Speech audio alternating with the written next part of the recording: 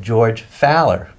George is a licensed marriage and family therapist and a New York City fireman. George works for the FDNY and is a lieutenant in the FDNY, am I right? That's right. So he wears those two hats and wears them well. So, you know, we were just schmoozing before the show, and I was thinking, how do you negotiate, George? The world of the macho fireman, many who seem like they don't want to talk about feelings or anything like that, at least that's a stereotype. And you working within the firehouse and the culture of the fire department, and then dealing with not only therapy, because George works in the counseling unit of the FDNY, but also a whole new field within psychology that we're going to be talking more about called EFT, which is emotion-focused therapy, which really gets to, I think, some of the heart of sensitive, intimate issues, etc. So anyway, you really straddle the fence there. So how do you do that? How do you pull that off? Well, I wish I can say it was a well-thought-out plan, but it wasn't. As a firefighter, I never thought that I would do therapy with other firefighters. Mm-hmm. Firefighters are very resistant to therapy, and I was one of them. I guess I went into marriage and family therapy thinking I came from a big family with a lot of issues, a lot of craziness, so I figured it was something I would be good at. And what wound up happening, once the guys at my firehouse found out that I was going to school for this, they started to call me Cupid and paint my locker with flowers and roses and all good stuff. So as you can see, I never thought it would be possible for me to actually do therapy with these guys. So I kind of lived two separate lives. And after September 11th, our whole world got turned upside down. Sure. And we lost 343 guys. So I started helping out with the counseling unit, and I started going to different firehouses and doing critical incident stress debriefings, and basically trying to help out and see what the issues were in the different firehouses. And every firehouse was pretty much the same, which marital discord and fighting was going through the roof. And I was looking to refer these guys out, and I noticed there weren't too many people in New York that were willing to see couples. Most people are pretty comfortable working with guys individually, but there really weren't too many resources to see couples. You mean within the fire department? Within or outside the fire department. And so the light bulb went off in my head, and I said, wait a second, I am a marriage therapist. Maybe I should kind of get involved in this. And right from the get-go, I got involved, and I realized I had no idea what I was doing.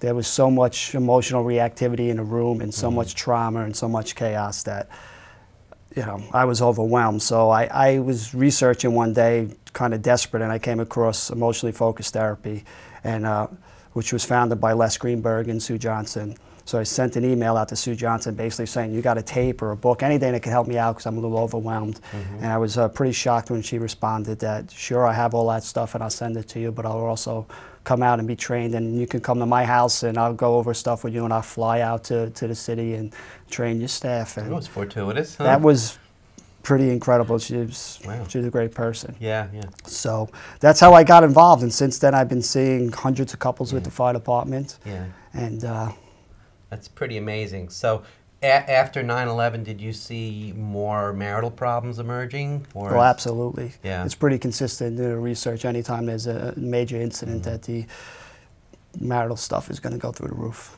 Yeah, it would make sense. So I just want to say I think you guys at the counseling unit do incredible work. And, you know, after 9/11, I understand more people within the fire department were feeling able to come for therapy because there was such a huge tragedy. But that, of course, there's plenty of other issues besides the tragedy of 9/11. People had marital issues, there's drug and alcohol issues, there are issues from childhood that everybody has. And I guess this helped open that up, right? Sure, absolutely. So, EFT.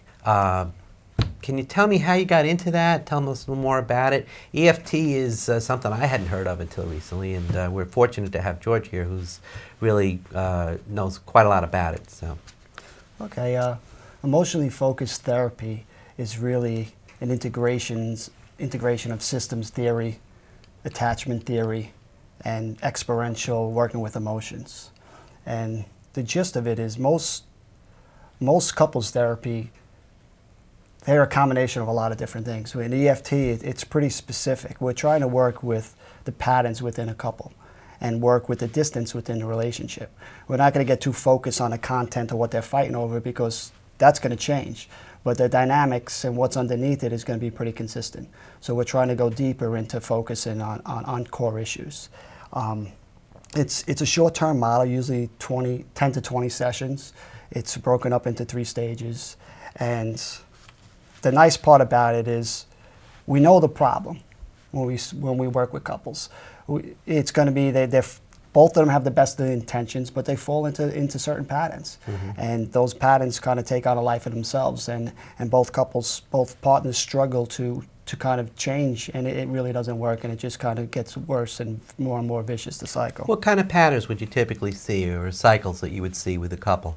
Well, we want the couple to see that this pattern that they're in is to blame, that together they got to work together to change the cycle. A good example would be a couple where a wife never stops talking. All right, so you got a couple like that, and who do you think she's married to? She's married to a guy who doesn't talk, and her big problem is, I wish he would just talk more, and his problem is, I wish he would just shut up, right? So you have this dynamic. So if I work with the husband... There's a line of angry women at the door here. Well, we could switch the roles. It's not a difference. If there are men who never stop talking. Take me, for example. There you go. Yeah, so. If you work with him to speak up more, and he goes back home and his wife doesn't stop talking, it's not going to make a difference. They're going to fall right back into that same cycle. Their behaviors are interdependent on each other. For the change to happen, she has to talk less and he has to talk more, and that's why change can be difficult, because either person can sabotage it at any time. If she tries to talk less and he doesn't talk more, again, we're going to fall right back. I've heard certainly the term, I guess it's the same kind of thing, the distancer and the pursuer. Right. So there's like one person is talking, trying to get close to the other person's backing away. A funny image that comes to my mind once, was watching 2 people who were from different cultural backgrounds. One guy was Middle Eastern and the other guy was British. Right. And he kept the British guy kept trying to back away because the Middle Eastern guy was too close to him for his comfort. And so the Middle Eastern guy kept trying to move in a little bit closer to get what he felt was an appropriate physical distance between him, because he was used to this much distance. The other guy was used to that much distance. So as the one guy gets closer, the other guy's backing up and they're almost like chasing each other around the room. I guess a similar thing can happen with couples, right, in a lot of ways, you know? If one person tries to get closer and the other one backs away, and they're trying to establish where the comfort zone is, but sometimes what they've gotten used to isn't working so great. Well, I think we can give a quick example of a typical couple that I would say. You would have the wife who wants to fix the problem. She wants to talk about the problem. She wants to confront the problem. So she's going to initiate talking about it.